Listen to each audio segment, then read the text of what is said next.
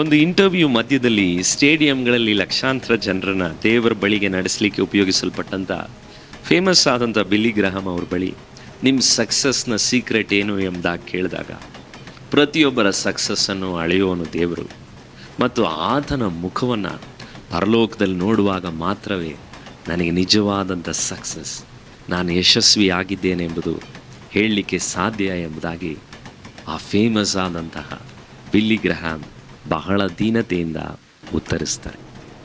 ನನ್ನ ಸೇವೆಯಲ್ಲಿ ಹೆಚ್ಚು ಪ್ರಯಾಣ ಮಾಡಿದ್ದು ರೈಲ್ನಲ್ಲಾದರೂ ಆ ಪ್ರಯಾಣದಲ್ಲಿ ನಾನು ಕಲಿತದ್ದೇ ಹೆಚ್ಚು. ನಾನು ಈ ಸಾಲುಗಳನ್ನ ಬರೆದಿದ್ದು ಕೂಡ ಮೆಮೊ ಟ್ರೈನ್ನಲ್ಲೇ. ಕಪ್ ಬಣ್ಣನ ಹೋಳಿ ಹಬ್ಬಕ್ಕೆ ಹಚ್ಕೊಂಡು ಬಂದವರಂತೆ ಒಳ ನುಗ್ತಾ ಇರುವಂಥ 5-6 ಮಂದಿ ರೈಲ್ವೆ ಹಳಿಗಳ ಕೆಲಸ ಮಾಡುವರೆಂದು ಪರಿಚಿತರಾದವರು ಅವರು ಬರ್ಮುಡ ಉದ್ದನೆ ಚಡ್ಡಿಯ ಜೋಬೊಳಗಿಂದ ಮೊಬೈಲ್ ಫೋನ್ ರಿಂಗಾದ ಗಂಟೆಗಳು, ಕೆಲವರ ಹಾಡುಗಳಿಗೂ ಎಚ್ಚರವಾಗದೆ ನನ್ನ ಹೆಂಡತಿ ಶ್ವೇತಾ ನನ್ನ ಬಲಭುಜಕ್ಕೆ ಹೊರಗಿ ಮಲಗಿದ್ಲು.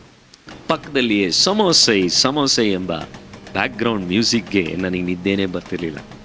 ಆದರೆ ಅವಳಾದರೂ ನಿದ್ರೆಯಲ್ಲಿ ತಲ್ಲೀನಳಾಗಿ ಮುಳುಗಿಬಿಟ್ಟಿದ್ಲು. ಯಾವ ಗಂಟೆಗೂ ಎಚ್ಚರವಾಗದ ಕ್ರೈಸ್ತರು ಹೀಗೆ ಹಲವರಿದ್ದಾರೆ.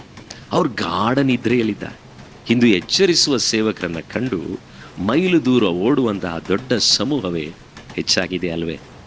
ಬಹುತೇಕ ಸ್ವಸ್ಥ ಬೋಧನೆಯನ್ನು ಸಹಿಸಲಾರದಂಥ ಕಾಲ ಬಂದಿದ್ದು ಜನರು ತೀಟೆ ಕಿವಿಗಳುಳ್ಳವರಾಗಿ ತಮ್ಮ ದುರಾಶೆಗಳಿಗೆ ಅನುಕೂಲಕರವಾದಂಥ ಅನೇಕ ಉಪದೇಶಕರನ್ನು ಇಟ್ಕೊಂಡಿದ್ದಾರೆ ಎಂಬುದಾಗಿ 2 ತಿಮೋತಿ 4:3 ವಾಕ್ಯ ಹೇಳುತ್ತೆ. ಹಾಗಿದ್ರೆ ಇವತ್ತು ಅವರ ಬೋಧನೆಗಳೆಲ್ಲ ನಮಗೆ ಆನಿಯನ್ ಸಮೋಸೆ ಥರ ಬಲೂ ರುಚಿ. ಆದರೆ ಅದರ ಪಾಮಾಯಿಲ್ ಎಣ್ಣೆಗೆ ಮುಂದೊಂದು ದಿನ ಹಾರ್ಟ್ ಅಟ್ಯಾಕ್ ಬರೋದಂತೂ ಗ್ಯಾರಂಟಿ. ನಾನು ಹೆಣ್ಣೂರಿನ ನ್ಯೂ ಲೈಫ್ ಬೈಬಲ್ ಕಾಲೇಜ್ನಲ್ಲಿ 2006-08 BTH ಪದವೀಧರನಾದಾಗ ಬಿಡದಿ ಮಾಮನೆಂದೇ ಖ್ಯಾತಿ ಹೊಂದಿದ್ದು ನನಗೆ ದೇವರ ಕೃಪೆಯಿಂದ ಬೆಸ್ಟ್ ಸ್ಟೂಡೆಂಟ್ ಅವಾರ್ಡ್, ಸೇವೆಗೊಂದು ಬಹುಮಾನ, ಗ್ರ್ಯಾಜುಯೇಷನ್ ಸ್ಪೀಕರಾಗಿ ಆಯ್ಕೆಯಾದೆ. ಅದರಲ್ಲೇನು ದೊಡ್ಡ ವಿಷಯ ಅಲ್ಲ.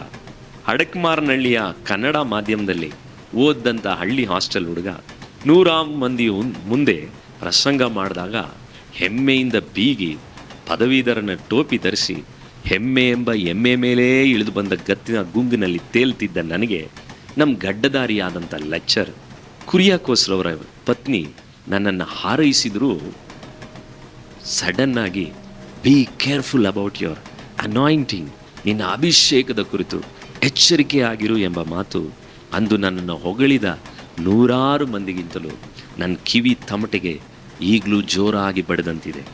ಇಂದು ಅನೇಕ ಸೇವಕರಿಗೂ ಮುಖಾಸ್ತುತಿ ಮಾಡುವ ಮೂರ್ಖರನ್ನೇ ಸುತ್ತಮುತ್ತಲು ಗುಂಪು ಕಟ್ಟಿಕೊಂಡು ಹೋಗಲು ಬಯಕೆ. ವಿಶ್ವಾಸಿಗಳದ್ದು ಅದುವೇ ಹಗಲಿರುಳು ಹರಕೆ. ಆದರೆ ನಮ್ಮನ್ನು ಶುದ್ಧ ಮಾಡುವಂಥದ್ದು ಇಂತಹ ದೇವರ ಧ್ವನಿಯುಳ್ಳವರ ಕೈಗಳಲ್ಲಿರುವಂತಹ ಪೊರಕೆ. ಇವೆಲ್ಲ ಎಲ್ಲಿದೆ ಅಂತ ಯೋಚನೆ ಮಾಡ್ತಿದ್ದೀರಾ? ನಾನು ಮತ್ತು ನನ್ನ ಟ್ರೈನು ಈ ಪುಸ್ತಕದಲ್ಲಿ ಅನೇಕರು ತಿಳಿದಿದ್ದಾರೆ. ಈ ಪುಸ್ತಕ ನನ್ನ ಕುರಿತಾದಂತಹ ಘಟನೆ ಮಾತ್ರ ಇರುವಂಥ ಪುಸ್ತಕ ಎಂಬ ಇಲ್ಲ. ನಾನು ಈ ಪುಸ್ತಕ ಬರೆದಿರುವಂಥ ಉದ್ದೇಶವೇ ಇದರಲ್ಲಿರುವಂತಹ ಹಳೆಯ ಭಕ್ತರುಗಳ ಎಚ್ಚರಿಕೆ ಆದಂತಹ, ಆದರಣೆ ಆದಂತಹ, ನಮ್ಮ ಜೀವಿತಗಳಲ್ಲಿ ದೇವರಿಗೆ ಹತ್ತಿರವಾಗುವಂಥ ಅನೇಕ ಸಂಗತಿಗಳನ್ನು ಒಳಗೊಂಡಂಥ ಈ ಪುಸ್ತಕ. ಇದನ್ನು ನೀವು ಓದ್ರಿ.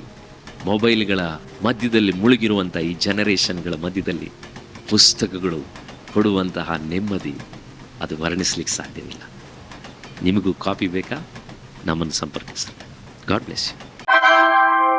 कृपया ध्यान दीजिए, गाड़ी संख्या 1341 फरक्का एक्सप्रेस मालदा टाउन से चलकर सुल्तानपुर, लखनऊ, कानपुर सेंट्रल, दिल्ली जंक्शन के रास्ते भटिंडा को जाने वाली कुछ ही समय में प्लेटफॉर्म क्रमांक 9 पर आ रही है.